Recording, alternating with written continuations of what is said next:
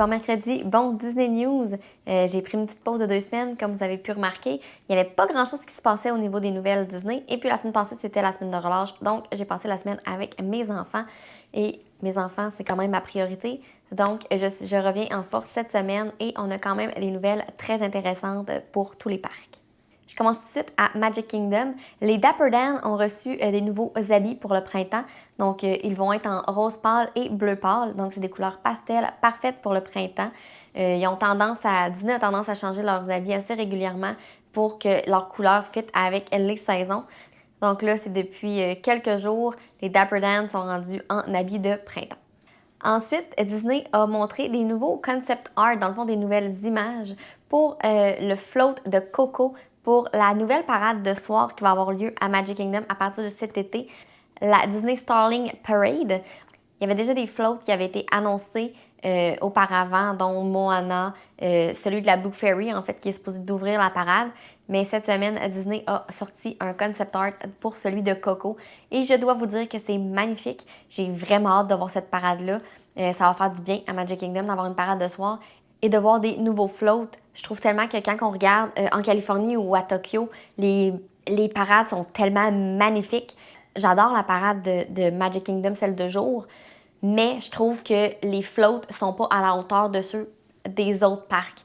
Donc, je suis super contente avec les images qu'on voit pour celle de soir. Les floats vont être magnifiques et je pense qu'on se rapproche d'un style des autres parcs, donc d'un style un peu plus éclaté, un peu plus de détails. Donc, ça va être magnifique. Ils ont aussi annoncé que pour les cavalcades, en fait, celle qui était en fin d'après-midi, maintenant va avoir 2 représentations. Donc, une à 5h10 et l'autre à 6h25. Donc, ça vous donne une chance de plus de pouvoir voir la petite cavalcade qui se passe à Magic Kingdom. Ensuite aussi, en fin de semaine, Disney a sorti des concept art des véhicules qui vont être utilisés pour la nouvelle section de Cars dans Frontierland. En fait, ils ont dévoilé plein de choses. On a même une image de ce qui pourrait être le trajet officiel qui va être construit dans Frontierland pour cette section-là. Et ils ont même aussi montré des images où ils ont testé des véhicules en Arizona pour vraiment là, avoir le feeling de vraiment là, être dans le désert et le feeling avec les... Tu sais, c'est pas une belle route plate, là. Ça va vraiment être un... on se promène dans le désert et c'est des... Ils ont créé ça avec une compagnie de motocross. Donc, c'est vraiment un design où est-ce qu'on se promène et ça va être du off-track. Donc, ça va brasser un petit peu, mais ça va être super le fun. Et ils ont aussi annoncé que les voitures, dans le fond, vont avoir leur propre personnalité, vont avoir leur numéro à eux, vraiment comme si c'était une course dans le désert. Donc, ça va être vraiment super à voir. Il va sûrement avoir des nouveaux personnages parce que je sais pas, sur les concept art, c'était pas automatiquement, genre, mettons, Flash McQueen ou des personnages qu'on connaît. Donc, j'ai hâte de voir comment ils vont tourner ça un peu, mais ça va être, tout va être vraiment bien dans le thème de Cars et j'ai vraiment hâte pour ça. J'ai hâte qu'ils annoncent la fermeture de Tom Sawyer Island et du Riverboat, puisque ça va dire que la construction va commencer et moi, j'ai vraiment hâte à cette partie-là. En fait, j'ai hâte à tout ce qui est nouveau, mais je trouve que ça va vraiment être un bel ajout pour Frontierland et j'ai vraiment hâte à ce moment-là.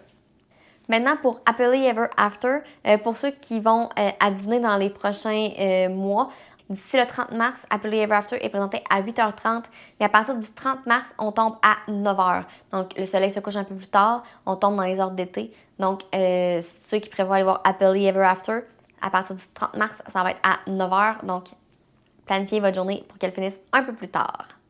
Ensuite, on se dirige à Epcot. À Epcot, dans le pavillon de Land, je ne sais pas qu'est-ce qui se passe avec les escaliers roulants parce que ça fait plusieurs fois qu'il y a des souliers qui restent coincés et qui bloquent l'escalator et ensuite l'escalator doit fermer et de se faire arranger et tout. Donc, si vous allez à Epcot et que vous prenez les escaliers roulants dans le pavillon de Land, levez bien vos pieds rendus au bout parce que ça a l'air qu'il mange beaucoup les souliers, celui-là. Puis je pense pas que ça vous tente que ça vous arrive puisque, oh, là, et puis de souliers, on fait dur. Donc, on lève les pieds comme il faut dans le haut de l'escalator pour être sûr de ne pas briser vos souliers ni l'escalier roulant. Donc, c'est un petit fait cocasse, mais pourquoi pas vous avertir parce que je pense qu'il y en a qui n'ont pas compris le message encore. Donc, levez les pieds. Ensuite, le Flower and Garden est bien commencé et ça jusqu'au 2 juin. Donc, pour ceux qui vont à Epcot d'ici le 2 juin, allez faire un tour au Flower and Garden. Prenez le temps de bien regarder toute la beauté que Epcot a à nous offrir dans ce merveilleux festival, mais aussi de goûter à plusieurs plats que le festival nous offre. Donc, d'ici le 2 juin, c'est votre moment pour aller participer à ce festival-là.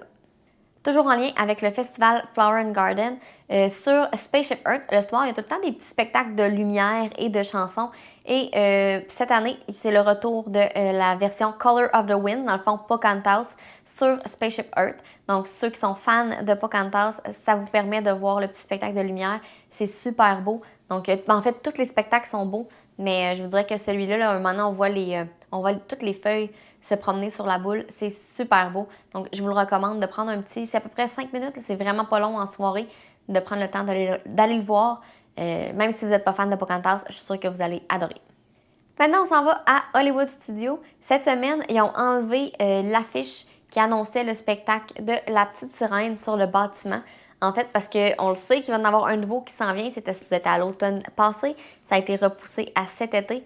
Donc là, l'ancienne affiche du spectacle de La Petite Sirène a été enlevée pour faire place à la nouvelle. La nouvelle n'est pas encore installée, mais normalement, là, ils ne laissent pas ça très, très longtemps comme ça. Donc, ça devrait s'en venir et on devrait éventuellement avoir une date officielle d'ouverture pour le spectacle de La Petite Sirène. Ça aussi, j'ai hâte de le voir puisque c'était quand même un classique pour moi d'aller voir le spectacle de La Petite Sirène puisque ça me rappelait beaucoup de souvenirs de quand j'étais jeune. Donc, j'ai hâte de voir qu'est-ce qu'ils vont faire avec la nouvelle version du spectacle de La Petite Sirène. Donc, au courant de l'été, pas de date encore, mais je vous tiens au courant dès que la date est annoncée.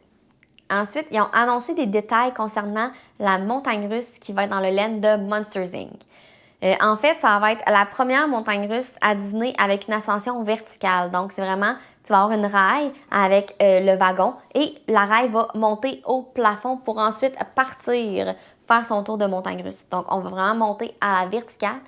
Puis aussi, les bancs vont être rotatifs. Donc, probablement un peu à la Guardian of the Galaxy, mais ça va être 2 par 2. Et puisque c'est une montagne russe suspendue, donc d'après moi, ça va être une montagne russe super le fun, avec un petit peu plus de thrill. Et j'ai vraiment hâte. C'est un design de montagne russe que j'attendais depuis longtemps à Disney, puisque ça fait longtemps qu'il y a des rumeurs concernant une montagne russe suspendue pour donner l'effet des portes de Monsters Inc. Donc là, c'est là que ça se passe. Je capote. On s'entend que c'est encore dans longtemps. Mais quand Disney donne des détails, ça veut dire que le processus est bien avancé et tout. Donc, première montagne russe suspendue, première montagne russe à ascension verticale à Disney, plus des bancs rotatifs. Donc, on peut dire que ça va être une montagne russe qui va être unique en son genre à Disney. Aussi, je tiens à faire une petite mise au point concernant le land de Monsters Inc. Puisque je vois beaucoup de monde sur Internet, sur plusieurs groupes Facebook du Québec que je suis en fait, parler que la montagne russe de Monsters Inc. va prendre la place des mopettes. En fait, c'est pas tout à fait ça. Monsters Inc., le land prend la place des mopettes, oui, mais la montagne russe va être construite comme à l'arrière, ça va être vraiment un nouveau bâtiment qui va être fait. Ce qui va techniquement remplacer le spectacle des mopettes, le Vision 3D, ça va être un spectacle de Monsters Inc. Il y a des rumeurs comme quoi qui diraient que ça serait peut-être Monsters Inc. La Floor, qui est à Magic Kingdom en ce moment, qui s'en irait là. Ça ferait du sens. Mais ça sera pas... La montagne russe ne prend pas l'emplacement de Muppet Vision. Okay? Donc, on va mettre juste les choses au clair. La montagne russe est un nouvel emplacement qui est un peu plus dans le fond du land. Et il va y avoir un nouveau spectacle, Monsters Inc., dans le théâtre du Muppet Vision 3D. Donc, techniquement, on va avoir 2 nouvelles attractions, plus un restaurant et de l'animation et des rencontres avec des personnages. Donc, mise au clair, terminée. Donc, c'est juste pour éviter de partager des fausses informations sur Internet. Donc, je voulais juste mettre ça au clair. Ensuite, à partir du 22 mai, on va pouvoir retrouver Mandalorian et Grogu dans une nouvelle histoire dans le Millennium Falcon. Donc, ça aussi, ça avait été annoncé l'été passé au D23 qu'on allait avoir une option d'avoir des nouveaux films pour Millennium Falcon, puisqu'on s'entend que c'est un manège super le fun, c'est un manège qui est quand même unique, puisque on peut voir, selon les pilotes, dans le fond, c'est différent, puisque si tu as des bons pilotes, tu vas t'en aller en ligne droite, ça va être smooth. Si tu as des pilotes un peu moins expérimentés, au palais, tu vas foncer partout puis ça va brasser un peu plus. Mais là, on va avoir l'option d'avoir des bons pilotes, des mauvais pilotes, mais aussi de différents films. Donc, ça va donner une petite touche de plus. Donc, ça va être encore plus un manège qu'on va avoir le goût de refaire et de refaire et de refaire. Donc, j'espère qu'éventuellement, il va peut-être avoir d'autres films. Tu sais, comme Star Tour, ils en ont rajouté plein. Donc, je me dis, c'est peut-être une technologie qu'ils ont maintenant qu'ils peuvent faire assez facilement, de faire des nouveaux films pour les intégrer à Millennium Falcon. Donc, à suivre pour les autres, mais pour l'instant, à partir du 22 mai, on va pouvoir retrouver Mandalorian et Grogu. Maintenant, on va aller à Animal Kingdom et plus précisément dans Dino Land. Puis, excusez, je viens de voir une marmotte passer sur mon terrain.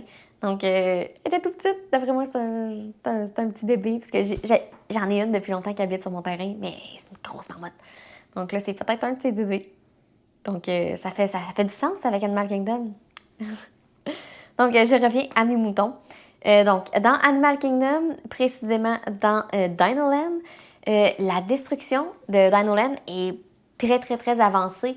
Tout ce qui était, en fait, Triceratops Spin, le gros dinosaure et tous les petits kiosques pour les jeux d'adresse, tout ça sont déjà tout détruits. Et il y a même du béton au niveau du sol qui commence à être enlevé. Il y a des arbres qui commencent à être enlevés aussi. Pour l'instant, les magasins ne sont pas encore détruits. Les pancartes sont enlevées, mais d'après moi, ça va suivre assez rapidement.